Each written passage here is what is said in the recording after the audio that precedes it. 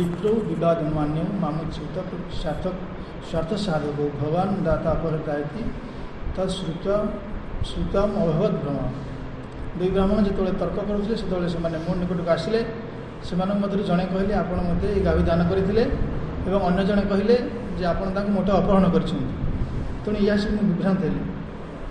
राजा नृग भगवान कृष्ण सामने ये जो झिटिपिटी शरीर कहीं प्राप्त होती से विषय वर्णना कर कारण ये अध्यायर नाम हूँ नृग उद्धार। कारण ये अध्याय भगवान द्वारा नृगशाप विमोचन कथा वर्णना कराई एवं विशेषकर ब्राह्मण मानकर धन अपहरण कले जे कि प्रकार कष्ट भोगिया हुए कि प्रकार दंड मिले से अध्याय भगवान निजे कहते आ द्वारा भगवान शिक्षा प्रदान कर यादव मानक जे एवं राजा मानक समस्त शिक्षा प्रदान कर राजा माने कदापि केबे भी ब्राह्मण मानकर धन अपहरण करने उचित नहीं। तेणु भगवान ये विभूति द्वारा भगवान मदमत्त यादव मानक अनुशासन कर तेणु ये 64 अध्याय कारण सुखदेव गोस्वामी परीक्षित महाराज वर्णना कर भगवान संपूर्ण लीला। तेणु 37 अध्याय नारद मुनि वर्णना कर भगवान भविष्य में कौ लीला हम कारण जो केशी दैत्यर बध सरी से नारद मुनि भगवान दर्शन कर एवं से नारद मुनि कहते प्रभु कारण से कौन वृंदावन लीला शेष हो केशी दैत्य बध पर वृंदावन लीला शेष होपर मथुरा लीला और द्वारका लीला स्टार्ट हो।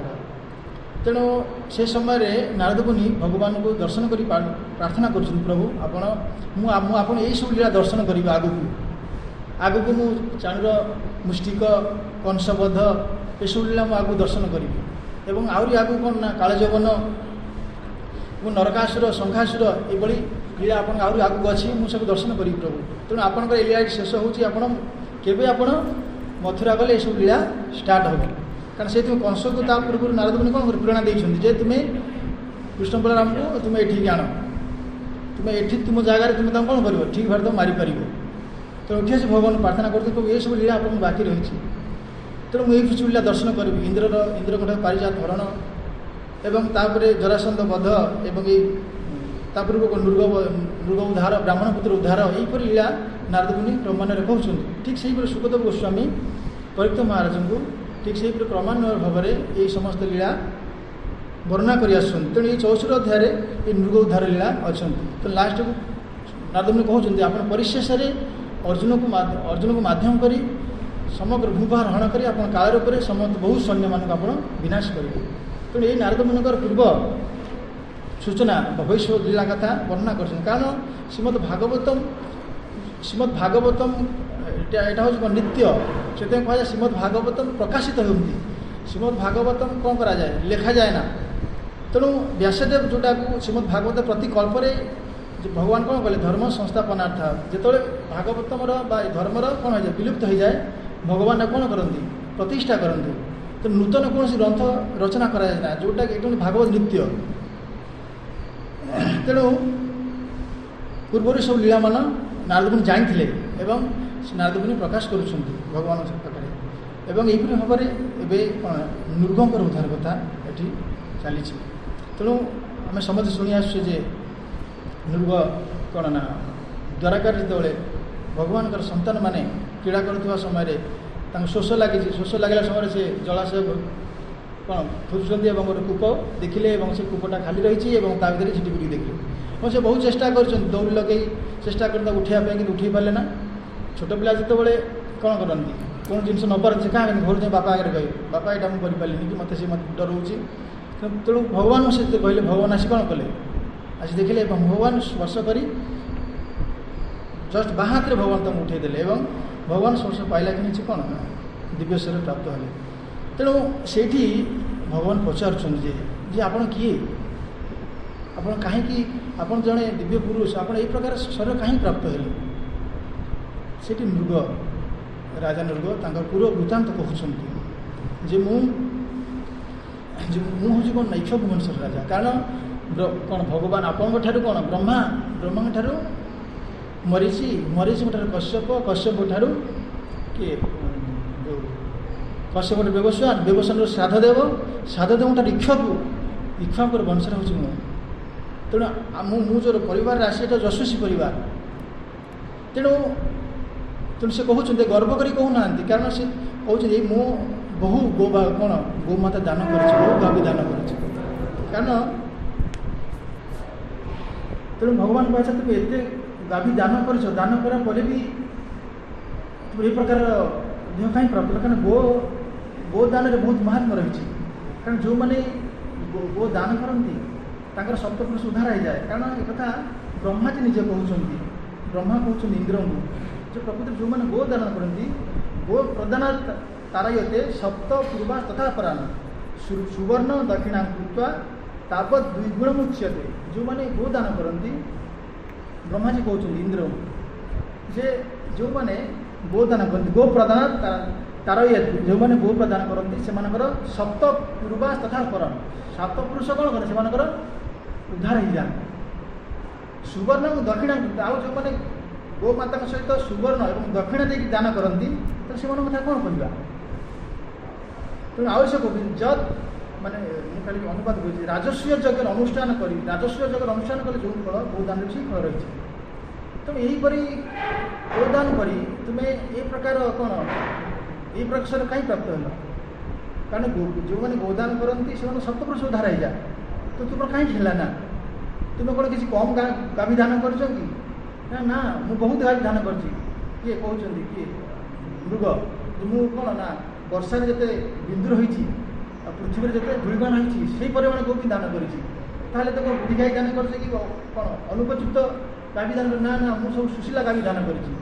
ତାହେଲେ ଉପଯୁକ୍ତ ପାତ୍ରରେ ଦାନ କରିଛ କି ନାହିଁ? ନା ଉପଯୁକ୍ତ ପାତ୍ରରେ ବି ଦାନ କରିଛି, ତା ସବୁ ବର୍ଣ୍ଣନା କରିଛନ୍ତି। ଉପଯୁକ୍ତ ବ୍ରାହ୍ମଣ, ଉପଯୁକ୍ତ ସ୍ଥାନରେ ଏବଂ ଉପଯୁକ୍ତ ଗାଭୀ ଦାନ କରିଛି। ତଥାପି ତୁମର କ'ଣ ହେଇଛି? କାହିଁକି ତୁମେ ଏ ପ୍ରକାର ସ୍ୱର ପ୍ରାପ୍ତ ହେଲା? ନା ମୋର ଏଇ ଗୋଟେ ଭୁଲ ହେଇଯାଇଛି।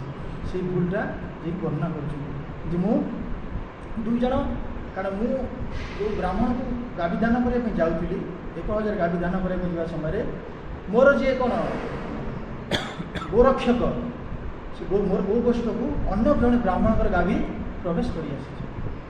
ତେଣୁ ମୁଁ ସେଇଟା ଜାଣିନି ଏବଂ ମୁଁ ସଂକଳ୍ପ କରି ସେ ଗାଭୀକୁ ଅନ୍ୟ ଜଣକୁ ପ୍ରଦାନ କରିଦେଇଛି। ତେଣୁ ସେଇ କଥା କହୁଛି। କାରଣ ଏଇ କଥା ଏଇ ପ୍ରସଙ୍ଗ ରାମଚନ୍ଦ୍ର ମହାପ୍ରଭୁ ଲକ୍ଷ୍ମଣ କହୁଛନ୍ତି। କାରଣ ଯେତେବେଳେ ସୀତାମାତାଙ୍କୁ ରାମଚନ୍ଦ୍ର ଲକ୍ଷ୍ମଣ କ'ଣ କରୁଛନ୍ତି ନା ରାଜାର କର୍ତ୍ତବ୍ୟ ହେଉଛି ପ୍ରଜାଙ୍କର କ'ଣ କରିବା? ଦାୟିତ୍ୱ ନେବା। ଏବଂ କାରଣ ଆମେ ଶୁଣିବା ଏଇ ମହାଭାରତ ବର୍ଣ୍ଣନା କରିଛି ମୃଗ କାହିଁକି ଦଣ୍ଡ ପାଇଲେ। ଆମ ଗୋଟେ ସମସ୍ତଙ୍କର ପ୍ରଶ୍ନ ଯେ ମୃଗ ଏଇ ଛୋଟିଆ ଜିନିଷ କଲେ ଏତେ ବଡ଼ ଦଣ୍ଡ କାହିଁକି ପାଇଲେ? ଯମରାଜ ସେଟା କହୁଛନ୍ତି ତୁମେ ଏଇ ତୁମର ଭୁଲ, ଏଇ 2ଟା ଭୁଲ ଯୋଗୁଁ ତୁମେ ଆଜି ଏଇ ଦଣ୍ଡ ଭୋଗିଛ। ତ ସେଇଥିପାଇଁ ତୁମେ ଏବେ କୁହ, ଯମରାଜ ତୁମେ ଏବେ କୁହ ତୁମେ କେଉଁଟା ଭୋଗ କରିବ? ପାପ କର୍ମ ଫଳ ଭୋଗ କରିବ ନା ପୁଣ୍ୟ କର୍ମ? ତୁମେ ପୁଣ୍ୟ ବହୁତ ଅଛି। ତେଣୁ ତୁମେ ଏଇ 2ଟା ଭୁଲ ଯୋଗୁଁ ତୁମେ କ'ଣ କଲ ନା ଏଇ ପ୍ରକାର ପ୍ରାପ୍ତ ହେଇଛ। ତେଣୁ ରାମଚନ୍ଦ୍ର ମହାପ୍ରଭୁ କହୁଛନ୍ତି ଯେ ଯେତେବେଳେ କ'ଣ ନା ସୀତାମାତାଙ୍କୁ ଯେଉଁ ସୀତାମାତା ଆସିଲା ପରେ ଯେଉଁ ପ୍ରଜାମାନେ କଥା ହେଲେ ନା ଯେ ସୀତାମାତା ତ ପର ଉପରେ ରହିକି ଆସିଲେ, ଯେଉଁ କେବଟମାନେ ଯେଉଁ କଥା ହେଉଥିଲେ। ତେଣୁ ଏଇଟା ଯେତେବେଳେ ରାମଚନ୍ଦ୍ର ମହାପ୍ରଭୁ କାନୁନ ଗଲା, କର୍ଣ୍ଣଗୋଚର ହେଲା, ଯେହେତୁ ସିଏ ରାଜା, ତେଣୁ ସିଏ କ'ଣ କଲେ ନା ତାଙ୍କର ଇଏ କରିବା ପାଇଁ କ'ଣ ପ୍ରଜାମାନେ ମଧ୍ୟ ଅସନ୍ତୋଷ ପ୍ରକାଶ ନ ହେଉ ଏବଂ ଲିଡର ଯେଟା କର୍ତ୍ତବ୍ୟ ଯେ ସଦାସଦାରେ ସବୁବେଳେ କ୍ଲିୟର ରହିବ ଏବଂ ଅନ୍ୟମାନଙ୍କ ସଦାସଦା କ'ଣ ତାଙ୍କ ଭିତରେ କୌଣସି ପ୍ରକାର କ'ଣ ଦ୍ୱୈଧ ହେବାକୁ ଦେବ ନାହିଁ। ତେଣୁ ସେ ଆଇଡ଼ିଆଲ ହିସାବରେ ସେ କ'ଣ କଲେ ନା ନିଜର ସୀତାମାତାଙ୍କୁ କ'ଣ କଲେ? ସେ ପରିତ୍ୟାଗ କଲେ। କାରଣ ପ୍ରଜାମାନଙ୍କର ଯେହେତୁ କମ୍ପ୍ଲେନ୍ ଆସୁଛି, ତେଣୁ ଯେହେତୁ ଅନ୍ୟ ବେଶୀ କମ୍ପ୍ଲେନ୍ ସେମାନେ ସ୍ୱୀକାର ଯେ ନିଜ ଉପରେ କମ୍ପ୍ଲେନ୍ ଆସୁଛି, ସେ ନିଜେ ସେଟାକୁ ସହିଲେ ଏବଂ ତାଙ୍କର ସେ ସମସ୍ତେ କହିନାହାନ୍ତି, ମନ୍ତ୍ରୀମାନେ କହୁଛନ୍ତି ନା ପ୍ରଭୁ ଏଇଟା କଦାପି ନୁହେଁ, ସେମାନେ ଯାହା କଲେ ସେଟା ହେବ ନା, କାରଣ ସେମାନେ ଅତ୍ୟନ୍ତ ଶୂଦ୍ର ଜାତିର। ତେଣୁ ମନ୍ତ୍ରୀମାନଙ୍କ ବାର ସତ୍ତ୍ୱେ ମଧ୍ୟ ରାମଚନ୍ଦ୍ର ମହାପ୍ରଭୁ ମାନିଲେ ନା, କହିଲେ ନା ଏଇଟା ହେଉଛି ମୋର କର୍ତ୍ତବ୍ୟ, ରାଜାର କର୍ତ୍ତବ୍ୟ।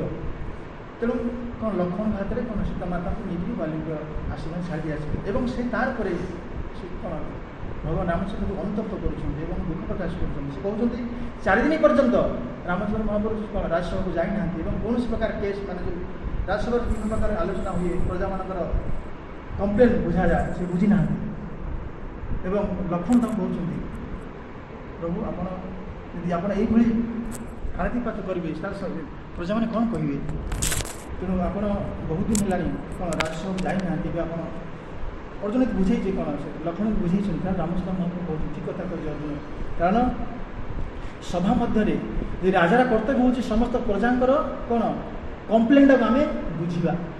ଯଦି ଆମେ କମ୍ପ୍ଲେନ୍ଟାକୁ ପେଣ୍ଡିଂ କରି ରଖିଦିଏ ଆମର ରାମଚନ୍ଦ୍ର ମହାପ୍ରଭୁ କହିଲେ ବାଲ୍ମୀକି ରାମାୟଣ ବର୍ଣ୍ଣନା କରି ରାମଚନ୍ଦ୍ର ମହାପ୍ରଭୁ ଡାଇରେକ୍ଟ କହୁଛନ୍ତି ଯଦି ପ୍ରଜା ରାଜା ସମସ୍ତଙ୍କର ପ୍ରଜାମାନଙ୍କର ଯେଉଁ କେସ୍ ଆଣୁଛୁ ସେ କେସ୍ ଆମେ ପେଣ୍ଡିଂ ରଖିଦିଏ ତାହେଲେ ମୃଗ ଭଳି ଆମେ କ'ଣ ହେବା? ଝିଟିପିଟି ଜନ୍ମ ପାଇବା। ରାଜା ମୃଗ ଭଳି ଝିଟିପିଟି ଜନ୍ମ ପାଇବ। ତେଣୁ ଏଇ ଷ୍ଟୋରିଟା ରାମଚନ୍ଦ୍ର ମହାପ୍ରଭୁ କହୁଛନ୍ତି କାହାକୁ ନା ଲକ୍ଷ୍ମଣ ଯେ ଏଇଭଳି ରାଜା ଥିଲେ ମୃଗ ଏବଂ ସେ ବ୍ରାହ୍ମଣକୁ କ'ଣ କରିଥିଲେ? ବହୁତ ଦାନ କରିଥିଲେ ଏବଂ ବହୁତ ସୁନ୍ଦର ଭାବେ ଦାନ କରିଥିଲେ ଏବଂ ବହୁତ ସୁନା ଏବଂ ଅଳଙ୍କାର ସହକାରେ ଦକ୍ଷିଣା ଦେଇକି ଦାନ କରିଥିଲେ। କିନ୍ତୁ ଏତେ ଦାନ କରିବା ସତ୍ତ୍ୱେ ମଧ୍ୟ ସେ କ'ଣ କଲେ ନା ଝିଟିପିଟି ଜନ୍ମ ପାଇଲେ। କାରଣ ସେ ଯେଉଁ ବ୍ରାହ୍ମଣକୁ ଦାନ କରି ସେ ବ୍ରାହ୍ମଣ ଭାଗବତରେ ବର୍ଣ୍ଣନା କରାଯାଇଛି ଯେ ବ୍ରାହ୍ମଣ ମୁଖ୍ୟା ଯେଉଁ 14 ନମ୍ବର ଶ୍ଲୋକ ବୋଧେ ବ୍ରାହ୍ମଣ ମୁଖ୍ୟା ଯେଉଁ ବ୍ରାହ୍ମଣ ସେମାନେ ଉପଯୁକ୍ତ ବ୍ରାହ୍ମଣ ସମସ୍ତ ଗୁଣସମ୍ପନ୍ନ ବ୍ରାହ୍ମଣ। ତେଣୁ ସେଇ ମୁଖ୍ୟ ବ୍ରାହ୍ମଣ ସେ ଦାନ କରିଥିଲେ। ତେଣୁକରି ସେଇ ବ୍ରାହ୍ମଣ ଯେତେବେଳେ ଏଇ ଯେଉଁ ବ୍ରାହ୍ମଣ ଯେଉଁ ବ୍ରାହ୍ମଣ ଗାଭୀଟା ଅନ୍ୟ ବ୍ରାହ୍ମଣର ଗୃହକୁ ପଳେଇ ଆସିଥିଲା ଆଙ୍କ ଗୋଷ୍ଠୀକୁ ଆକ୍ଚୁଆଲି ସେ ବ୍ରାହ୍ମଣ ଘରେ ନଥିଲେ। ବର୍ଣ୍ଣନା କରେ ସେ ବ୍ରାହ୍ମଣ କ'ଣ ବିଦେଶ ଦୂରଦେଶକୁ ଯାଇଥିବା ସମୟରେ ଏବଂ ତାଙ୍କର ଗାଭୀ କ'ଣ କରୁଛନ୍ତି ନା ଏଇ ଆଙ୍କର ଗୋଷ୍ଠୀକୁ ପଳେଇ ଆସିଛନ୍ତି ଏବଂ ଇଏ ଦେଖିଛନ୍ତି ଏ ଗୋଷ୍ଠୀରେ ଆଉ କେତେ ଖୋଜି ନାହାନ୍ତି। ତାହେଲେ ଇଏ ଭାବୁଛି ଏ ଗୋଷ୍ଠୀର ଯେଉଁ ରକ୍ଷକ ସେ ଭାବୁଛନ୍ତି ଏ ଗାଭୀଟା ବୋଧେ ଆମର। ତେଣୁ ସେ କ'ଣ କରୁଛନ୍ତି ତାଙ୍କ ଭିତରେ ତାକୁ ରଖିକରି ଦାନ କରିଦେଇଛନ୍ତି। ଯେତେବେଳେ ସେ ବ୍ରାହ୍ମଣ ପରଦେଶକୁ ଫେରିଛନ୍ତି ଏବଂ ସେ ତାଙ୍କର ଗାଭୀ ଖୋଜିଛନ୍ତି ପାଇନାହାନ୍ତି ଏବଂ ସେ ବ୍ରାହ୍ମଣ ବହୁତ ଦରିଦ୍ର ଏବଂ ତାଙ୍କର ଗୋଟେ ବୋଲି ସନ୍ତାନ ଏବଂ ସେ ସନ୍ତାନ ହିଁ ସେ ଗାଭୀର ଦୁଗ୍ଧ ହିଁ ସନ୍ତାନ ପ୍ରାପ୍ତ ହୁଅନ୍ତି ଏବଂ ସେ ଗାଭୀ ଅତ୍ୟନ୍ତ ସୁଶୀଲା ଗାଭୀ ଏବଂ ଅତ୍ୟନ୍ତ ମିଷ୍ଟା କ୍ଷୀର ପ୍ରଦାନ କରନ୍ତି। ଏବଂ ସେ ବ୍ରାହ୍ମଣ କ'ଣ କରୁଛନ୍ତି ସେ ଗୋମାତାଙ୍କୁ ଖୋଜୁଛନ୍ତି ସବୁ ଗ୍ରାମ ବୁଲି ଖୋଜୁଛନ୍ତି ଏବଂ ଖୋଜି ଦେଖୁଛନ୍ତି ଏଇ ବ୍ରାହ୍ମଣ ଗୃହରେ ସେ କ'ଣ ଗୋମାତା ପାଇଛନ୍ତି। ଏବଂ ଯେ ସ୍ୱାଭାବିକ କଥା ଯେତେବେଳେ କାରଣ ସେ ବ୍ରାହ୍ମଣ ମାନେ କ'ଣ ଜ୍ଞାନୀ ବ୍ରାହ୍ମଣ ଏମାନେ କୌଣସି ଇଏ ନୁହଁ ଯେ ହଁ ପରସ୍ପର ଝଗଡ଼ା କରି ମାଡ଼ଗୋଳ କରିବେ। ତେଣୁ ସେମାନେ ପରସ୍ପର ବାତି ହେଇଛି ଯେ ଇଏ ହେଉଛି ଆମର ଗାଭୀ। ଝଗଡ଼ା ଅର୍ଥ ନୁହଁ ଯେ ସଦାସଦି ହେବା। ବ୍ରାହ୍ମଣମାନେ ବି ଝଗଡ଼ା କରନ୍ତି। ଝଗଡ଼ା ମାନେ ନୁହେଁ ଯେ କ'ଣ ଭାଷା ବ୍ୟବହାର କରିବା। ତେଣୁ ତାଙ୍କର ମର୍ଯ୍ୟାଦା ରହିକି ସେମାନେ କ'ଣ ଯୁକ୍ତିତର୍କ କରିଛନ୍ତି। କଦାପି ବ୍ରାହ୍ମଣମାନେ ଝଗଡ଼ା ନୁହେଁ ଯେ ବ୍ରାହ୍ମଣ ଝଗଡ଼ା ନୁହେଁ ତାଙ୍କର ମର୍ଯ୍ୟାଦାରୁ ତଳକୁ ଖସିଯିବା। ଯଦିଓ ବ୍ରାହ୍ମଣମାନଙ୍କ ଭିତରେ କ'ଣ ମତାନ୍ତର ହୁଏ ବା ଇଏ ହୁଏ ତେଣୁ ସେମାନଙ୍କ ମର୍ଯ୍ୟାଦାର ଉଲ୍ଲଂଘନ ସେମାନେ କରନ୍ତି ନା। ତେଣୁ ସେ କହୁଛନ୍ତି ଯେ ସେମାନେ ଝଗଡ଼ା କରିଛନ୍ତି ସତ ସେ କହୁଛି ଏଇଟା ମୋର ଗାଭୀ ରାଜା ଯାହା ପ୍ରଦାନ କରି ସେ କହୁଛି ଏଇଟା ମୋର ଗାଭୀ। କିନ୍ତୁ ସେ ବ୍ରାହ୍ମଣ କହୁଛନ୍ତି ଦେଖ ମୁଁ ଆପଣଙ୍କ ଗାଭୀ ମୁଁ ଚୋରି କରିନି। ସେ କହୁଛନ୍ତି ଏଇଟା ଆପଣଙ୍କ ଗାଭୀର ପ୍ରମାଣ କ'ଣ? ସେ ବ୍ରାହ୍ମଣ ଆଚ୍ଛା ଏ ଗାଭୀ ଆପଣଙ୍କର ପ୍ରମାଣ କ'ଣ? ନା ଦେଖ ମୁଁ ଯଦି ଡାକିବି ମୋ ଗାଭୀକୁ ତାହେଲେ ମୋ ଗାଭୀ ପଛେ ପଳେଇ ଆସିବ। ତେଣୁ ସେ ଡାକିଛନ୍ତି ସେ ଗାଭୀ ନାଁ ସୁବଳା ଡାକିଛନ୍ତି ସୁବଳା ଚାଲିଛନ୍ତି ଏବଂ ତାଙ୍କର ବାଛୁଟା ବଡ଼ ହେଇଯାଇଛି। ଯେଉଁ ବାଛୁଟା ଛୋଟ ଥିଲା ସେ ବଡ଼ ହେଇଯାଇଛି। ସୁବଳା ଡାକିଛନ୍ତି ସେ ଗାଭୀଟା ତାଙ୍କ ପଛେ ସେ ବ୍ରାହ୍ମଣ ପଛେ ଚାଲିଛି। ଦେଖ ଏଇଟା ହେଉଛି ମୋ ଗାଭୀ ପ୍ରମାଣିତ କରିଦେଲେ। ତାହେଲେ ସେ ରାଜା ଯେଉଁ ବ୍ରାହ୍ମଣ ଦେଇଥିଲେ ରାଜା କଣ ଦେଖ ମୁଁ ଚୋରି କରିନି ଏଟା ମୋର ଦୋଷ ନାହିଁ। ତାହେଲେ ନା ମୋତେ ରାଜା ମୃଗଟା ପ୍ରଦାନ କରିଛନ୍ତି। ସେଇଠି ସେ ବ୍ରାହ୍ମଣ କହିଲେ ଠିକ୍ ଅଛି ଆମେ ଦୁଇ ଜଣ ଚାଲ ମୃଗଙ୍କ ପାଖକୁ ଯିବା ଏବଂ ତାଙ୍କୁ ଆମେ ପଚାରିବା ଯେ କ'ଣ ପାଇଁ ଆପଣ ଏଇ ପ୍ରକାର ଭୁଲ କଲେ, ମୋର ଗାଭୀକି କାହିଁକି ଆପଣ ଆଣିକି ତାଙ୍କୁ ପ୍ରଦାନ କଲେ। ରାମଚନ୍ଦ୍ର ମହାପ୍ରଭୁ କହୁଥିଲେ ଲୋକଙ୍କୁ ଯେ ତାପରେ ସେମାନେ ମୃଗ ଏବଂ ଦୁଇ ବ୍ରାହ୍ମଣ ଯାକ କ'ଣ କଲେ ଆସିଲେ ଏବଂ ଆସି କେଉଁଠି ନା ମୃଗଙ୍କ ପାଖରେ ପହଞ୍ଚିଲେ ଏବଂ ମୃଗଙ୍କ ପାଖରେ ପହଞ୍ଚିଲେ ମୃଗ କ'ଣ କଲେ ନା ଆପଏଣ୍ଟମେଣ୍ଟ ଦେଲେ ନା। ମୃଗ କ'ଣ କଲେ ଜାଣିଲେ ଯେ ଏଇ ଜିନିଷଟା କ'ଣ କିଛି କମ୍ପ୍ଲିଟ୍ ରହିଛି କାରଣ ଭୁଲ ହେଇଛି ଆମ ଦ୍ୱାରା କ'ଣ ନା ମୁଁ ଅନ୍ନ ଗାଭୀ ଦେଇଦେଇଛି ଏ କେସ୍ଟା ମୁଁ କେମିତି ସମାଧାନ କରିବି। ସେ ଆଉ କ'ଣ କଲେ ନା ମାନେ କେସ୍ଟାକୁ ପେଣ୍ଡିଂ କରି ସେମାନେ ବହୁତ ରାଜ ଦରବାରରେ ବହୁତ ସମୟ ୱେଟ୍ କଲେ। ବହୁତ ଦିନ ଧରି ସେମାନେ ଏଇ ଯେଉଁ କେସ୍କୁ ବୁଝିବା ପାଇଁ ରାଜାଙ୍କ ପାଖରେ ପ୍ରସ୍ତାବ ଆଣିଲେ କିନ୍ତୁ ରାଜା ତାଙ୍କୁ କ'ଣ କଲେ ନା ସେ ଯେଉଁ ପ୍ରସ୍ତାବ ଏଇଟା ରାମଚନ୍ଦ୍ର ମହାପ୍ରଭୁ କହୁଛନ୍ତି ସେ ରାଜା ସେ ପ୍ରସ୍ତାବକୁ ସ୍ୱୀକାର କଲେ ନା ଏବଂ ତାଙ୍କର ଯେଉଁ ବିଚାର କଲେ ନା ଏବଂ ତାକୁ ଡେରି କରିଦେଲେ ଡେରି କଲେ ଏବଂ ଡେରି କରିବା ଯୋଗୁଁ ସେ ବ୍ରାହ୍ମଣମାନେ କ୍ରୋଧ ହେଲେ ब्राह्मण मैंने क्रोध हेले क्रोध हो अभिशाप देले जे तुमे जेपरी भाव आमको नुचुछ हिंदी में कौन छिपकली झिटिपिटी क्या बोलते हैं छिपकली बोलते हैं ना छिपकली तुम्हें जेमती कौन कर नुचुछ तुम से नुचिया जन पाइब कौटा झिटिपिटी जन पाइब तेणु तेणु सी कौन कहते जे ये ब्राह्मण अभिशाप दौरान अर्थीना कार्य सिद्धार्थे बस्मात्म नैसी दर्शनम अदृश्य सर्वभूतानम कुर्कोलासो भविष्यसि बहुवर्ष सहस्राणि बहुवर्ष शतानि च शुभ्रैत्वां कुर्कोली भूतौ दीर्घं काल अनुगतस्यासि कुर्कोली माने झिटिपिटी तेणु से अर्थीना कार्य सिद्धार्थे आम अर्थी माने आम आपंकर किसी इच्छा रखी आसीचु आप पाखु कि आप कौन कर दर्शन दौना जमी आम धर कौन नेता पाखक जा सी कौन करेंगे आचरण दूरे कर हाँ यहाँ आस आज आस काली आस परदिन आस ये शिक्षा दौर प्रकृति राजा मान कर्तव्य हूँ प्रजा मैंने सागे सागे जो कम्प्लेन आने तार समाधान करवा ये समाधान कराए राज्य में कौन प्रकार असुविधा हेनी तेणु असुविधा होती हूँ प्रजा मान समस्या समाधान हो पारनी एवं आम देखा जे कौन आमर हाईकोर्ट सुप्रीमकोर्ट बहुत प्रकार केस कौन पेंडिंग हो रोचे गोटे गोटे केस पे कौन केते वर्ष लगी जाऊँ समाधान हो पारनी तेणु से किए रामचंद्र महाप्रभु कहूँ देख राजा कर्तव्य जे सबुदिन राजा दरबार को जावा एवं प्रत्येक दिन राजा कौन प्रजा मान समस्त अवश्य असुविधा बुझा तुम लक्ष्मण तुम्हें जाओ राज्य में कौन डिंडा दियो जार जहाँ कम्प्लेन मो कते आनिक आसतु मुझे समाधान करी तेणु ये ब्राह्मण कहते जे आम अर्थसिद्धि आसीचु आप पाखु एवं आप कौन करते कस्मिता नृष्य दर्शन आप आमको दर्शन देना तेणु अदृश्यां सर्वभूताना कुकुला आस भविष्य तुम्हें जो आमको दर्शन दौन तुम्हें से अदृश्य रुर्कोल जन्म पाई तुम कौन हम अदृश्य भी रुम झिटिपिटी जन्म पाइब समस्त अदृश्य रुम केते जन पाइब ना बहु वर्ष सहस्राणी बहु वर्ष धरी सहस्र वर्ष धरी जन्म पाइब बहु वर्ष शतानि च तेणु बहुत कौन हजार हजार वर्ष तुम यही जोनि एवं सुभृत कुकुल भृत्य दीर्घकाल तेणु बहुत दीर्घकाल रहा से भगवान कृष्ण तापर से कह भगवान कृष्ण जो द्वारा को आसवे और तुमको स्पर्श कला कि तुम्हें सापुर कौन हो मुक्त हो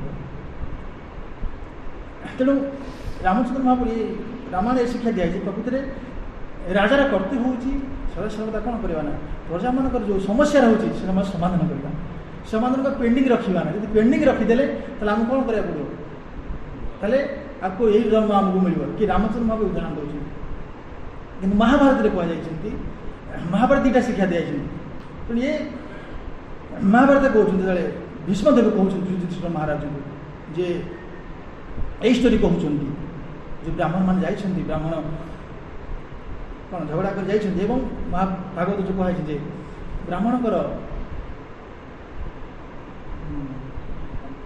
ब्राह्मणकर जो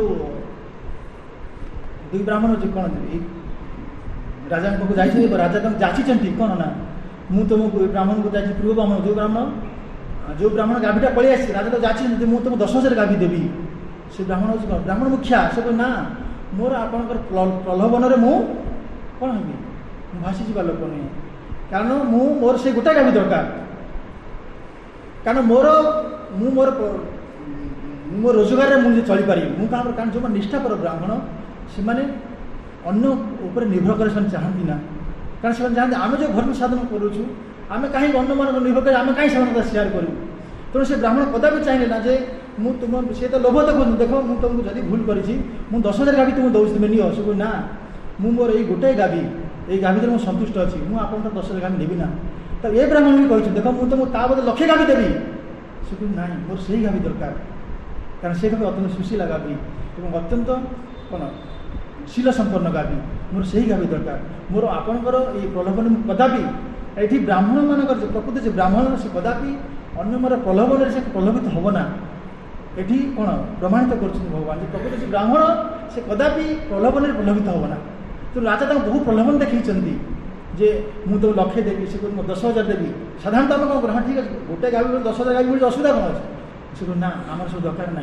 आपणकर आप गाभी नहीं जातु तो ये कौन ना से राजदर फेरी जाइए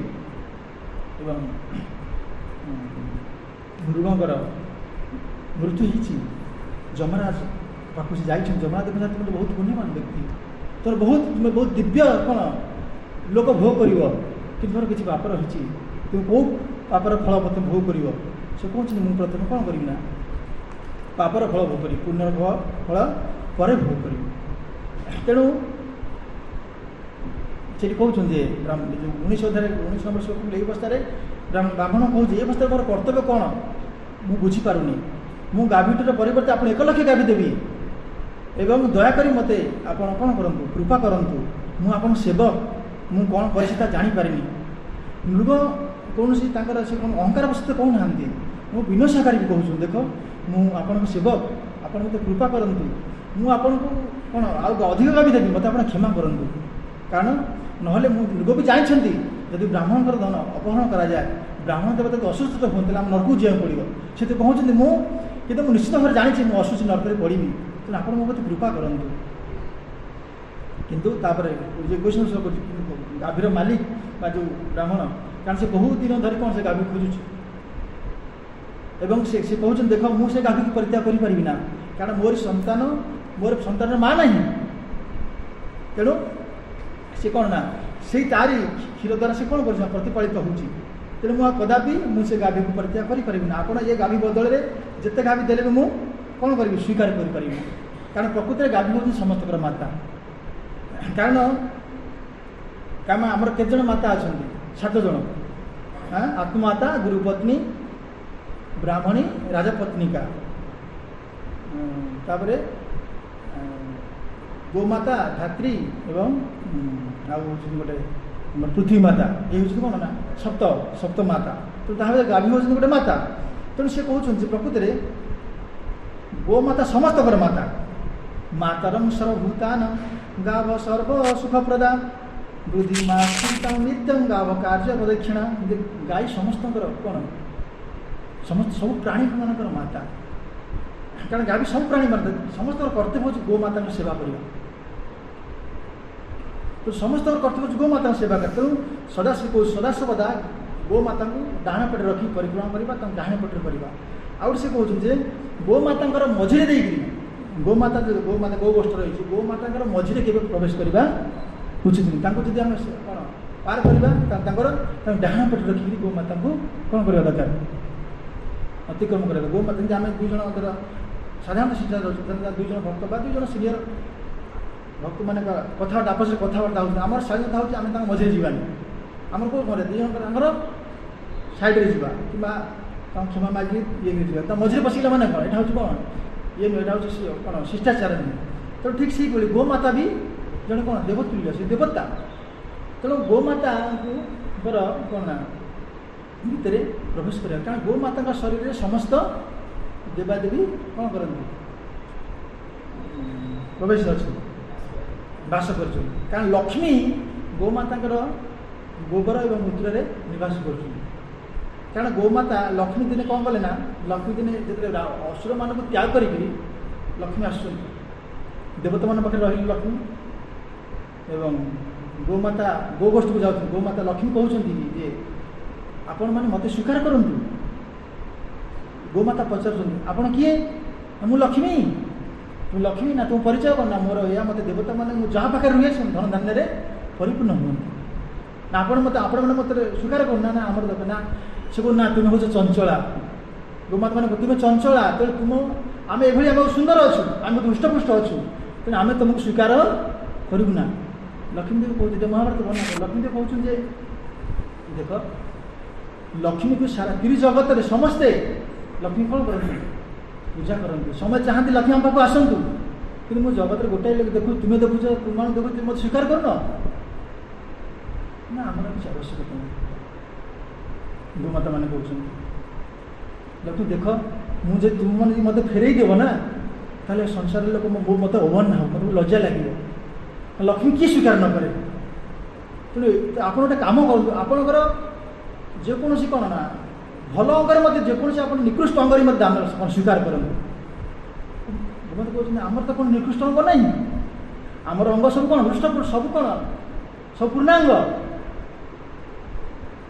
तुम देख जहाँ करूँ आप मत जेकोसी भाव आप स्थान दिखाँ तापर गोमाता मैंने कहते देख ठीक अच्छे तुम जब चाहूच ताले आमर ये गोबर एवं गोमूत्र तुम्हें निवास कर लक्ष्मी देवी स्वीकार कर गोमूत्र एवं गोबर से निवास कर सब देव कार्य कौन गोमूत्र ही गोबर ही कौन पवित्र भी सब मंदिर में प्रथम आ कौन गोमूत्र लिपा हो से लक्ष्मी के निवास स्थान गोमाता गोबर एवं गोमूत्र तेणु यही गोमाता को पूजा करवा दरकार से ब्राह्मण को तेणु ये गोमाता को मोर से गोमाता दरकार मोर ता प्रतिबदल में अन्य गोमाता मोर दरकार नहीं तेणु आपण आमको आ द्वारा प्रलोभन देखातुनि जे 10,000 देवी लक्षे देवी एगुड़ा आम दरकार नहीं कारण आम आमर कौन आम से गोटाए गाभी द्वारा आम सन्तुष्ट अच्छु एवं आम आमर कौन भरण पोषण निश्चय करूँ तेणु कौन उपाय से कौन ब्राह्मण मैंने कौन हो राजी है ना राजी है ना एवं से राजसभा छाड़ी त्याग चलीगले मृग जिते शरत्याग कले जमराज पाखे पचार जमराज कहले जे तुम जो पाप कर से पापर फल आग भोग तुम तापर तुम कौन हो ना ये झिटिपिटी जन्म तुम्हें पाइब तेणु मृग कौन ना से झिटिपिटी जन्म प्राप्त हेले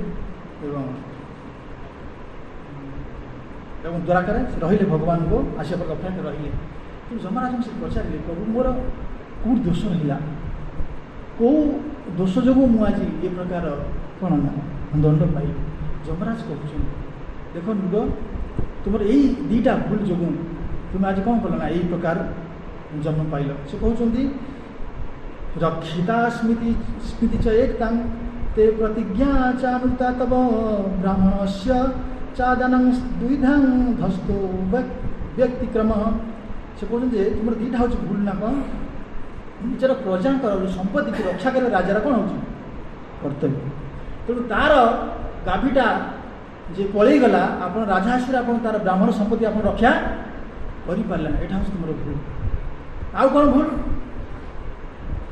ना आउ हूँ भूल ना ब्राह्मण कौन धन को चोरी करवा ब्राह्मण धन चोरी कर दामदापुर देखा दरकार आप ब्राह्मण कौन ब्राह्मण धन चोरी कर अन्य जन कौन कले प्रदान कर यहाँ हूँ तुम गोटे से कहते अन्यर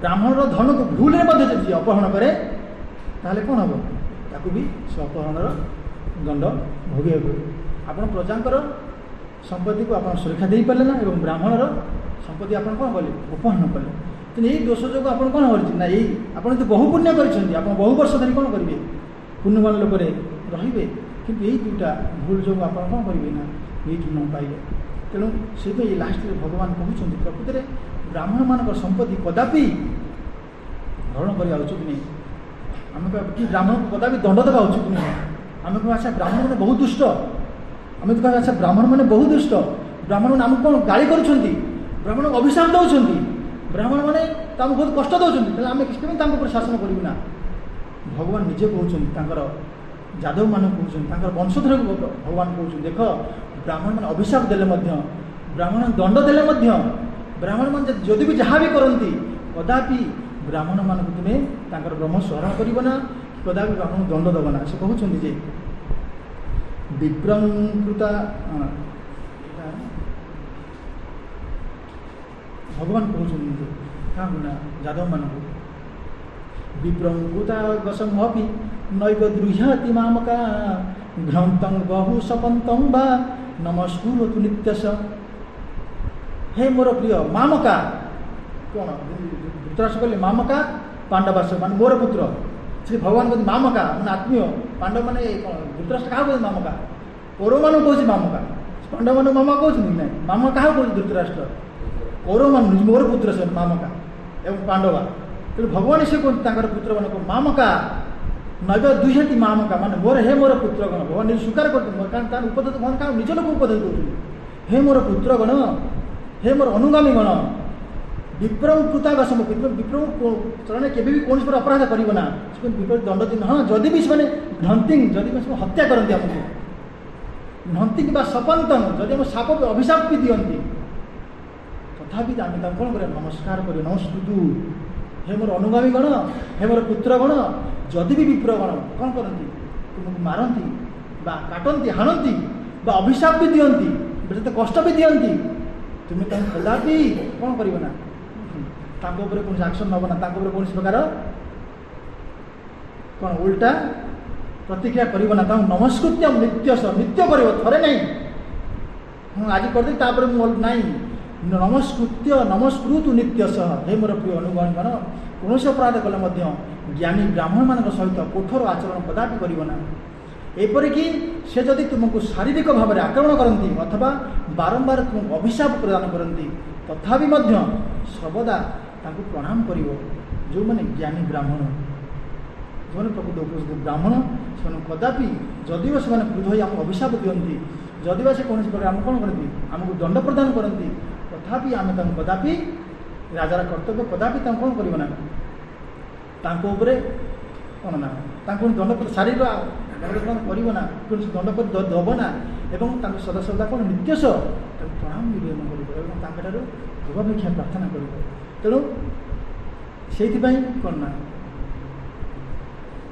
भगवान यही अध्याय भगवान कहर उद्देश्य अध्याय भगवान यही लीला प्रदर्शन कर उद्देश्य हूँ राजा मान शिक्षा देवा एवं निजर जो जादव मान अनुशासन कर उद्देश्य जे जादव मैंने विभूति बल से कौन करते जो मर्यादा को उल्लंघन न करती जे कदापि आम मदमत हो कदापि कौन उपाय आम यही प्रकार कार्य करने उचित नहीं ब्राह्मण मानक से कौन प्रकार कष्ट प्रदान करने उचित नुहे से भगवान ये कहते जे मोर कौन पुत्रगण बा आत्मस्वजनगण आपण मैंने कदापि विरत हे ब्राह्मण जिते कौन कष्ट देले सहीजा उचित एवं कौन प्रतिकार नक आम नमस्कार करवा उचित एवं एक भी कहते जदि तेणु मृग यही कौन ना वर्णना कर मृग राजशासन फल से कुंड तैयारी करते विभिन्न प्रकार कुंड से तैयारी करते प्रजा मान पुत्र मान कहीकि से कुंड तैयारी कर जानते से मुझे मृत्यु पर मुझे कौन करना झिटी पिटी जन्म पाइबी तेणु से विराट बाट कुंड सब तैयारी कर जो कुंड में पानी न थे से कुंड भर सुवर्ण भी तैयारी होता वर्णना कर कुंड भितर से कौन निवास करते अति सुखद भाव से निवास करते कारण से साधारण ये नथिले से आगुरी से कुंड पुण सब प्रस्तुत कराइला वर्णना कराऊँ से कुंड भितर से निवास करते भगवान स्पर्श लाभ कला कि से कौन कला से दिव्य पुरुष प्राप्त होले से कौन ना स्वर्ग लोक गले तेणु यहीपरि भाव में यही अध्याय ये शिक्षा प्रदान मान आम प्राप्त हो भगवान ये अध्याय लास्ट को ये ब्राह्मण मानक जे बहुमान कर बहु शिक्षा प्रदान कर भगवान ब्राह्मणकर धन कदापि अपहरण करने उचित नुहे तेणु आजिकल कौन व्यवस्था कर कारण कौन सरकार टैक्स क्या समस्त ये ब्राह्मण मान सरकार कौन कर टैक्स कौन कर आ द्वारा कौन हम ना यही असुविधा ही हम तेणु से राज्य शासन किपरि करने हुए शास्त्र मान दि जाए कारण आगुरी राज्य शासन करा कारण महापात्र वर्णना कर राजविद्या केमितिया कि राज्य शासन कर विदुर एवं संपूर्ण भाव शिक्षा दौरान भीष्मदेव युधिष्ठिर महाराज शिक्षा देती कि राजा राज्य शासन करवा उचित जदि सी शास्त्र अनुजाई राज्य शासन करा जाए ताहले कदापि राज्यर कौन हम ना अराजक देखा ना प्रजा मैंने समस्ते कौन सुखी रे एवं समस्त प्रजा कौन हम ना समृद्धिशाली हे कारण ये गोटे कथा ये जाऊँगी प्रकृत में आजिकल राज्य कौन आम समस्त कौन बेरोजगार देखा आम समस्त चाहूचे कौन आम पाखे कौन रोजगार ना आम कि भाव में कौन करवा रोजगार क्षम हवा तो आम विभिन्न प्रकार कौन चाकरी खोजे और चाकरी तो न पाचे आम निजे कौन भावचे ना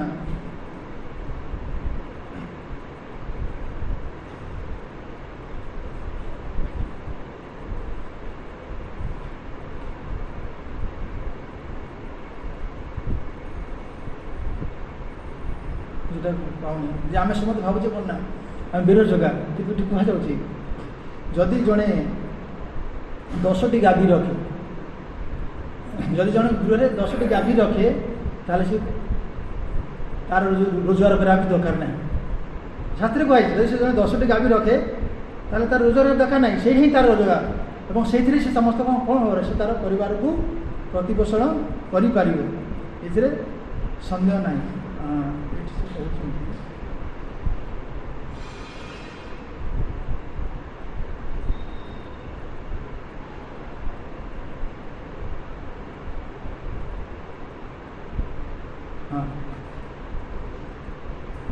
फलम गुरु शुश्रूषा हंति मानो महद जस अपुत्रा अपुत्रितां त्रयं पुत्रा अवृत्तिं दश धेनव।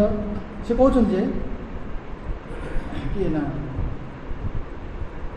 कलमसं गुरु शुश्रूषा आमर पाप क्षय केमी हम ना गुरु शुश्रूषा कले गुरुंर सेवा कले आमर कलमस कौन हम दूर हम। हंति मानो महद जस आमर आमर जस कि नष्ट हो जाए ना अभिमान द्वारा आमर कौन हो जाए आमर जस नष्ट हो। गुरु शुश्रूषा द्वारा आमर पाप नष्ट हम कलमस नष्ट हम एवं अभिमान द्वारा आमर कौन हम आमर जस नष्ट हो। तीन पुत्राणी त्रय पुत्रा जार पुत्र पुत्रवान दोष नष्ट हम तीन पुत्र हेले गोटाए पुत्र हेल्ला हेनी अपुत्रितां त्रय पुत्रा जार तीन पुत्र से पुत्रहीन दोष मुक्त। आजिकल तीन पुत्र कहार तो ना गोटाए पुत्र से कौन गोटे सन्तान बंद कर कि कहे शास्त्र जी झील जार से पुत्र दोष तार कटो ना झील हेल्ले पुत्र दोष कटो ना पुत्र तार पुत्र पात्र दोष तार लगे कि तीन गोटाए पुत्र हम ना तीन पुत्र हेल्ले कौन हम ना पुत्र कौन पुत्रहीनता दोषटा तार कटो। अपुत्र अपुत्रितां त्रय पुत्रा अपुत्रता दोष कटो तीन पुत्र हेल्ले से अवृत्ति दश धेनव। तेणु जो मैंने अवृत्ति बारजा वृत्ति ना बेकार से 10टा गाभी रखी ताले सी कौन बेकारी लोक से रोजगार से मेटिज। तेणु ये कथा भीष्मदेव कौन साधारण यहाँ भीष्मदेव कौन युधिष्ठिर महाराज। तेणु गुरु शुश्रूषा कले कौन पाप नष्ट हम अभिमान द्वारा आमर जस नष्ट हम एवं तीन पुत्र द्वारा कौन हम आमर पुत्रहीनता दोष नष्ट हम कि आम वृत्ति बेरोजगार नष्ट हम कौटी गाभी पालन कर। तेणु आजिकल आम समस्त कौन आम बेरोजगारी आम रोजगार नहीं आम चाकरी दियो कि जब आम गाभी गोमाता को पालन करवा ताहले आम रोजगार केमी आम हो। तेणु यहाँ सब शास्त्र निर्देश तो आम जिते आम कौन आम गोमाता पालन करूने तो गोमाता का सेवा करूने कह गोमाता को खाली आउँसी दिए गोमाता को जब कौन करे ना खाली कोई समस्ते गोदान तो करें ना गोदान जहाँपर गोमाता नहांती से कौन कर से कहते जो मैंने जो अग्रभक्त किंचित पराव्य दग्धा गोभ्यं नित्यं गोव्रति सत्यवती शांतो दुर्लभो गोशवस्त्र पुण्यं संघर्षेण नुप्यात् सत्यशील। जो मैंने गोमाता पालन व्रत नहीं से भजन भोजन पूर्व गोमाता किसी खाया दिखती एवं माने अत्यंत शांत और निर्मल चित्त से माने सत्य पालन करती गोमाता किसी भोजन प्रदान करती ताले से गोदान फल से प्राप्त हो पाए। आम यदि गोमाता किसी कौन भल मनोभाव यदि गोमाता को खाद्य प्रदान कर गोदान खाद्य प्रदान करें गोदान फल आम प्राप्त हो पार। तेणु तेणु ये आम सब कार्य करवा दरकार ताहले जे आमर कौन आमर जीवन में आम सुख शांति प्राप्त हो आम जीवन में कौन असुविधा दूर हम। तेणु तेणु से कहते प्रकृति में मृग देख मृग एत बड़ दानी ही टिके भूल करदे अजणतार भूल कले जाणिक भूल करना अजणतार ब्राह्मणकर ब्राह्मण सहन कर करना एत बड़ दंड पाइले जदि आम जाणिक करे ताहले आम कौ अवस्था हम से कथा भगवान शिक्षा देव यही स्टोरी यही जो स्टोरी कहते जदि अजणतार मृग जन पुण्यवान राजा बहु वंशर से बहु बड़ माने कौन विख्यात वंश ब्रह्मांकर वंश से आसुँच वंश जात हो एत पुण्य कर गोमाता दान करी जब यही अवस्था प्राप्त होती आम साधारणतः जब आम ये ब्राह्मण मानकर धन को अपहरण करवा ताहले आमर अवस्था कौन हम से जो सतर्क कराऊँगी जे आम ये सतर्क रहा दरकार एवं सतर्क रही आम बंची पार एवं गोमाता सेवार नियोजित हेले गोमाता सेवा नियोजित बहुत लाभ रही गोमाता से नियोजित हेले साधारण आमर भजन प्रवृत्ति आसो ଏବଂ ଅନର୍ଥ ନିବୃତ୍ତ ହେବ ଏବଂ ଆମର କ'ଣ ଅପରାଧ କରିବା ପ୍ରବଣତା ଧୀରେ ଧୀରେ କମି କମିଯିବ। ଗୋମାତାଙ୍କ ବହୁତ ବଡ଼ କୃପା ରହିଛି। ତେଣୁ ଏଇପରି କ'ଣ ଆଗକୁ ଆଗକୁ ସେ କହି ଚାଲିବେ ଯୁଗ। ଆମେ ଏଠି କଥା ବିଶ୍ରାମ ଦେବା।